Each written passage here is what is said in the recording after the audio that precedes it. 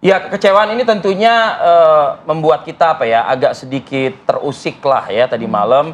Meskipun kita sudah lolos atau capai pegang target tiket ya. Piala Dunia, tapi harapannya kan kesempurnaan lah seharusnya yang kita bawa gitu loh. Nah, Kita juga udah optimis tapi ya. takdir sudah berkata lain, loh kok pakai takdir ya kan? Nah ini kita langsung saja berbincang dengan narasumber kita pada pagi hari ini. Ada Coach Rahmat Darmawan. Apa kabar Coach? Selamat pagi. Selamat pagi, Alhamdulillah baik. Coach. Selamat Baik ya Coach? pagi Bang Fadil. Saya jujur kalau dengan Coach ini long time no see banget. Terakhir ketemu beliau ini masih di Wisma Nusantara loh. Iya, Luar biasa lamanya. Lama banget. Ini Bang Erwin Fitrian saya juga sudah bergabung juga bersama kami. Saya ingin langsung ke Coach RD. Coach RD, gimana hasil pertandingan tadi kalau dari catatan ya, statistik kah atau mungkin performa timnas kita? Kalau saya sih analisa saya satu. Ya. Tadi malam tuh main tidak satu lapangan kayaknya ya. Main setengah lapangan kayaknya ya. Ya, Silakan Coach. Ya, baik. Yang pertama tentu kita melihat bahwa hasil ini mengejutkan dan di awal-awal pertandingan sebetulnya saya melihat ada sesuatu hal yang positif ya diperlihatkan para pemain. Kenapa? Karena kalau kita komparasi dengan ketika main melawan Korea Selatan, terlihat sekali kegugupan di awal-awal menit main. Oh. Ya, sehingga Korea mendapatkan 2 peluang kan di awal sebelum 5 menit. Kalau Iya. kita ingat pertandingan Korsel ya. Lalu tadi malam justru pemain mampu di awal-awal itu Di bermain awal lebih tuh, tenang. peluit pertama ditiup Iya. langsung Lebih offense. Enggak, yang offense lawan. Tapi Iya, kita tapi bisa bertahannya meredam, luar biasa. bertahan dengan tidak melakukan banyak kesalahan dan tidak mendapatkan peluang untuk lawan bisa bebas. Nah, tapi setelah gol terjadi, itu terlihat sekali bahwa kemudian tidak ada usaha untuk pemain yang biasanya mereka melakukan tekanan ketika lawan masuk di dalam sepertiga pertahanan kita itu tidak terjadi. Apakah langsung down karena di menit ke-7 gitu? Penyakit mental ya. Kalau saya katakan down, saya rasa itu kemudian akan bisa menjadi satu evaluasi untuk babak kedua atau menit berikutnya mereka bangkit. Tapi sampai dengan babak pertama selesai, kemudian ada mencoba untuk melakukan satu pergantian taktik bermain dengan cara meredam lawan untuk ketika masuk di sepertiga lapangan tengah atau middle block untuk dilakukan pressing. Tapi memang setiap strategi yang diubah itu akan juga menghasilkan sesuatu weakness yang juga kita alami. Contoh ketika kita melakukan mid block, maka ada pertahanan di sisi sebelah belakang kita yang agak lebar. Tapi kalau kita main deep defending di on half, kita mungkin kuat, tapi resikonya apa? Akan ada banyak mungkin pelanggaran yang kita lakukan, ada corner kick yang terjadi, yang akhirnya kan dari corner kick banyak sekali melahirkan peluang, bahkan menghasilkan 2 gol direct corner kick, ada 1 gol yang kedua itu juga dari situasi corner, kemudian bola rebound, kemudian ada 1 scrimmage dan lakukan shooting yang semuanya diawali dari situasi itu. Perubahan Coach melihat perubahan awal itu di menit keberapa tuh Coach? Ya, kalau saya melihat pertandingan kemarin, perubahan strategi bermain itu terjadi setelah babak 1 selesai. Karena memang tidak mudah, Bung Fadil ya, untuk kita merubah pada saat situasi pertandingan berjalan. Apalagi ini usia pemain yang masih muda. Itu biasanya membutuhkan momen tertentu, momen yang pas, yaitu kapan? Di setengah babak itu. Saya melihat ada perubahan, pertama ada penggantian 1 pemain, kemudian sambil saya melihat adanya cara bermain yang mencoba untuk lebih berani main, lebih menekan gitu. Berani main untuk challenge dengan lawan di middle block atau di sepertiga tengah. Tapi itu tadi ada resiko lain yang harus ditanggung, yaitu kendornya pertahanan kita. Ya. Tapi struktur pertahanan kita apakah sebegitu lemahnya dengan serangan-serangan Korea Utara ini? Struktur pertahanan kita main dengan 3-4-3 ketika menyerang. Tapi ketika kita bertahan, struktur kita menjadi 5-4-1. Yang membedakan adalah di kemarin itu dengan saat lawan Korea Selatan, ketika kita hilang bola, kita tidak memberikan ruang terlalu mudah untuk pemain lawan itu untuk memilih atau mempunyai banyak opsi untuk dia melakukan apa, mau passing, through pass, atau kombinasi play, atau dia main lewat wing play. Kemarin itu dengan sangat leluasa sekali pemain Korea Utara melakukan itu. Saya juga berpikir sehebat apapun strategi, kalau tidak adanya agresivitas, tidak adanya kemauan untuk melakukan duel dengan pemain, itu juga akan sia-sia. Nah ini Bung Erwin, Coach RD sudah memberikan catatan.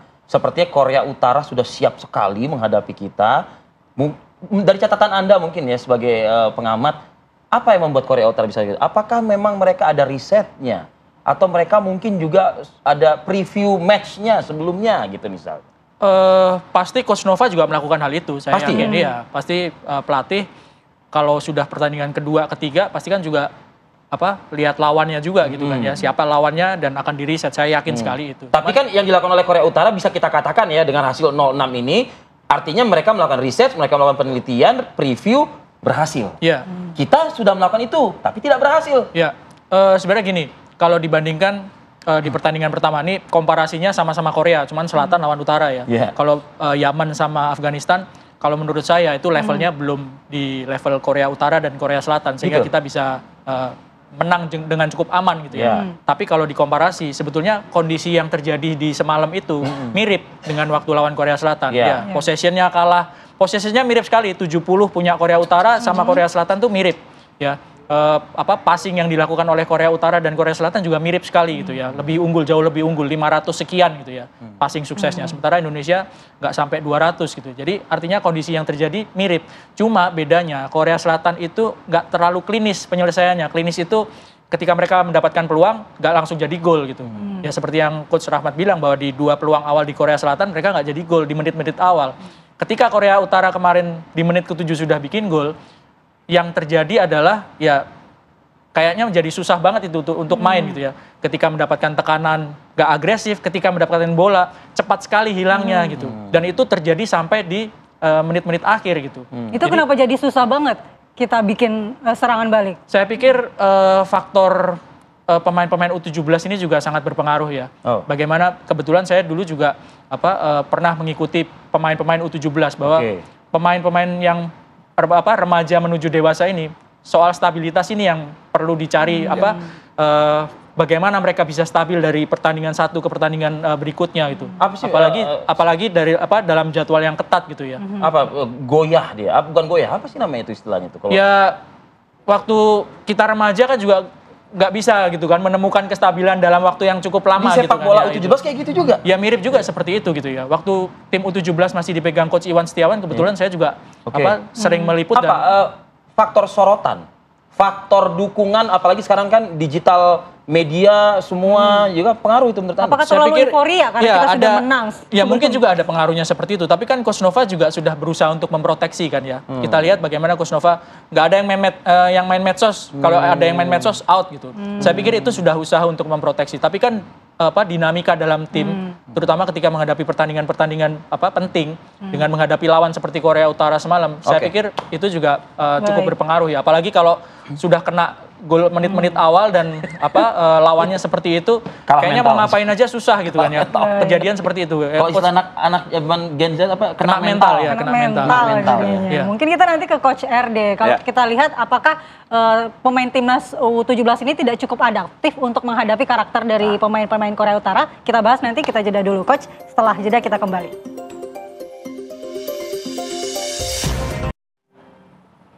Kita lanjutkan dialog mengenai timnas U17 malam tadi yang melawan Korea Utara. Coach, kalau kita lihat bagaimana sih sebenarnya kemampuan adaptasi tim U17 terhadap tekanan dan tempo cepat yang diterapkan oleh tim Korut ini? Ya, saya pikir Coach Nova sebetulnya sudah sangat mengantisipasi kelebihan Korea Utara karena kita juga punya tim analis dan mereka sudah melakukan observasi pastinya. Dan kalau dilihat sebetulnya nggak ada yang salah dengan taktik bermain Coach Nova kemarin. Kalau nggak ada yang salah, kenapa kebobolannya besar sekali? Sekarang Coach? salahnya yang tadi saya sampaikan, apapun strategi yang dimainkan, kalau pemain dominan tidak ada di dalam performa dengan memberikan sikap agresif terhadap lawan, merebut bola, berani challenge terhadap lawan, itu juga akan sia-sia karena semuanya saling punya keterkaitan ya. Dan saya pikir itu pendekatan yang sudah pas. Hanya sekarang masalahnya adalah yang membedakan ketika kalau saya komparasi dengan main dengan Korea, ketika kita menguasai bola lawan Korea Selatan, kita masih ada itu alur bola harus kemana, lalu ada pergerakan pemain tanpa bola yang mereka akan tahu kira-kira ini bola menjadi satu opsi untuk pemain striker membalikan passing ke belakang kemudian meneruskan lagi ke depan. Tapi malam tadi sama sekali tidak ada. Itu tidak terlihat ya. Kita melihat adanya seperti pemain itu benar-benar hanya fokus hilang bola, kemudian dia akan menunggu bertahan lagi. Jadi situasi seperti ini yang terus terjadi. Sementara kita tahu Korea Utara walaupun dia menyerang terus, ya, tapi dia tetap menyeimbangkan permainan dengan dia tetap menempatkan minimal ada 3+1 pemain untuk mengantisipasi counter attack kita. Sehingga di situ memang praktis kita buntu. Ketika kita mau melakukan serangan cepat, mereka sudah melakukan blok defense dengan sangat efektif karena memang tidak memberi ruang kepada kita.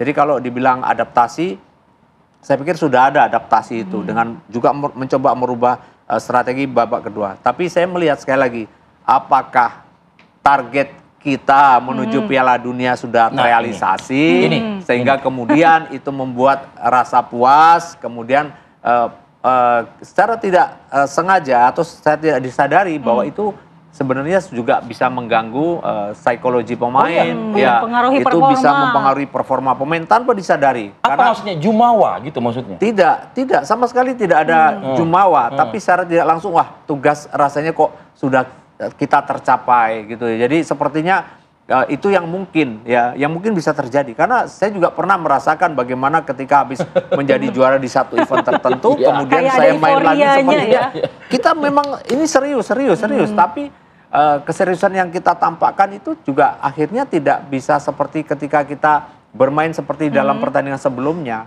karena secara tidak kita sadari sekali lagi bahwa itu akan menjadi sesuatu yang mengganggu kita. Oke. Sebelum ke Bung Erwin saya ke coach lagi ya Bung ya. Apa ya kalau gitu catatan dari coach yang harus dipersiapkan untuk kita di kancah yang memang dinanti-nanti ini coach gitu loh. Berangkat dari yang sudah-sudah coach. Iya, makanya menurut saya kita bagaimanapun ini coach tolong ya. segera melupakan ya pertandingan ini karena apa? Kita punya tantangan yang lebih besar lagi. Ini pertama kali loh kita lolos di Piala Dunia dan ini harus diapresiasi. Luar biasa. Tapi sekali lagi bangga. ya apresiasi ini juga harus disertai juga masa persiapan yang benar. Kita punya 6 bulan sekarang menuju bulan November dan saya pikir yang paling penting adalah memberikan sebanyak mungkin pengalaman bertanding menghadapi tim dengan level yang paling Artinya tidak harus seperti sebanyak-banyaknya Korea. sparring Betul, gitu. uji coba sebanyak-banyaknya. Karena saya pikir ini yang akan membuat mentalitas pemain betul bisa terasa, kemudian membiasakan diri dan dalam atmosfer pertandingan dengan intensitas yang tinggi. Ya, karena ini menjadi sesuatu yang harus dilakukan. Oke, Bung Erwin, ancaman di Piala Dunia nanti U17 2025 negara mana? Buat Indonesia. Semuanya kali. Iya, pasti semuanya. Tapi kan kita mengalahkan Korsel.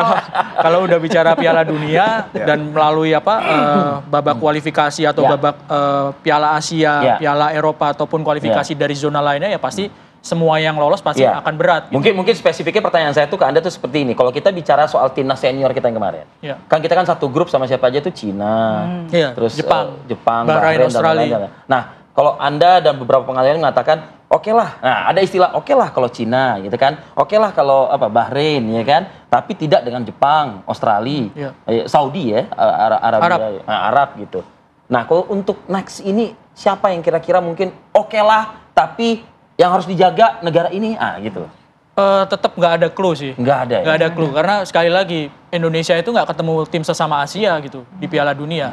Kita nggak tahu kualitas dari tim-tim dari Eropa, dari Amerika Latin, dari Afrika. Di level U17-nya kalau misalnya sudah lolos ke Piala Dunia dari ya pemantauan pasti, Anda, U17 Eropa bagaimana? Jadi gini, kalau U17 itu juga sebenarnya nggak bisa dijadikan patokan karena tim seperti Spanyol aja nggak lolos ke Piala Dunia. Tim seperti Italia aja nggak lolos ke Piala Dunia. Artinya. Jadi Belanda timnas Belanda yang U17 artinya negara-negara kuat di Piala Dunia yang senior nggak banyak yang nggak masuk rontok gitu. Ada yang nggak lolos juga. Jadi artinya di level seperti U17 seperti sekarang ini sangat fluktuatif gitu. Karena kan pemainnya ganti-ganti terus. Tahun depan mereka usianya sudah lewat. Harus ganti lagi gitu. Jadi artinya di level U17 siapapun yang sudah lolos ke Piala Dunia ya sudah ini merupakan tim yang berat karena bahkan seperti Belanda pun nggak lolos gitu yang punya tradisi bagus ya di tim seniornya gitu. Nggak lolos juga artinya siapapun yang ada di situ ya pasti akan menjadi lawan yang berat gitu entah itu dari Afrika dari Amerika Latin itu juga pasti udah lawan yang berat gitu. Kekuatan apa sih yang butuh kita jaga untuk di Piala Dunia Ditingkatkan nanti? dan jaga. Iya. Kalau kita melihat histori kita ini di fase grup kemarin di Piala Asia ya lumayan bagus, tapi setelah Korut ternyata kita tumbang juga. Tapi kita punya kekuatan pastinya. Gini, waktu Indonesia ini mau main sebelum lawan Korea Selatan, ini kan bekalnya juga sudah cukup panjang persiapannya, hampir setahun. Uji cobanya mungkin hampir sekitar 20 ya, 19, 18 atau 19 gitu. Itu harapan dalam setahun coach itu gitu.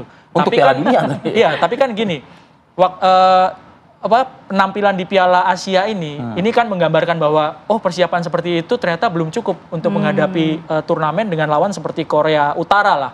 Korea Selatan oke, kita lewat, tapi dengan cara main yang kita juga didominasi gitu kan ya. Ternyata lawan Korea Utara kalahnya 6-0 gitu. Jadi 6 bulan ini waktu yang nggak banyak untuk persiapan ke Piala Dunia, dan lawannya saya yakin jauh lebih berat dibandingkan dengan Piala Asia. Jadi mungkin Kita pahit-pahit aja ya sekarang yang bilang ya, iya, jauh lebih berat lah. Iya, pasti jauh lebih berat. Jadi selain persiapan yang harus lebih matang gitu ya, kondisi non teknisnya, kualitas lawan menjelang pertandingan sesungguhnya itu juga pasti kan harus dipikirkan. Oke. Ya, jangan sampai misalnya nih, kalau coach pasti sudah tahu bahwa menjelang pertandingan jangan cari lawan yang berat-berat gitu. Kalau cari lawan yang berat-berat kalahnya telak, Kok mengganggu mental juga pasti berbalik kan. dengan pemikiran saya malah justru kalau mau cari yang berat. Jadi kalaupun kita kalah, kita tahu harus kita lakukan apa gitu. Kalau saya gitu. Kalau sepanjang pengetahuan saya ketika meliput gitu ya, dengan Coach Rahmat atau Coach Yos lainnya, ketika menjelang turnamen itu lawannya jangan yang berat-berat. Karena gitu kalau ya? misalnya kalahnya telak, pasti akan berpengaruh ke mental. Tapi kan tentu catatan jadi banyak kan begitu. Ya di awal-awal biasanya atau di tengah-tengah persiapan itu lawan-lawan berat itu. Kita tanya expert Silakan. aja. Benar tuh coach, kayak gitu coach. Jadi ada dalam periodisasi yang kita buat itu memang ada kapan kita bermain atau beruji coba dengan tim yang lebih baik dibandingkan tim kita atau lebih kuat ya.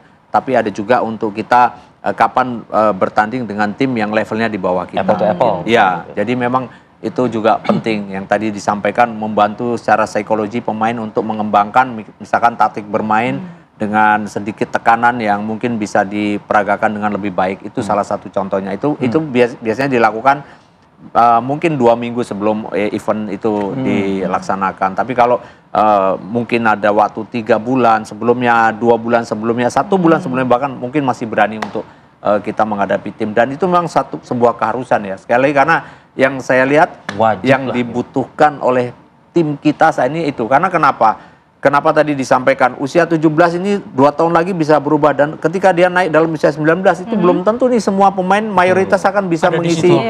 tim 19. Betul, Kenapa? iya. Karena yang menentukan mereka sukses tidaknya nanti dalam fase 2 tahun itu mereka diberikan menit bermain di klubnya masing-masing, kemudian mereka berkompetisi, dan ketika dalam kompetisi itu ada pemain lain yang punya mentalitas lebih bagus, yang punya perkembangan lebih bagus, dia akan bisa menggeser pemain yang sekarang ada di usia 17.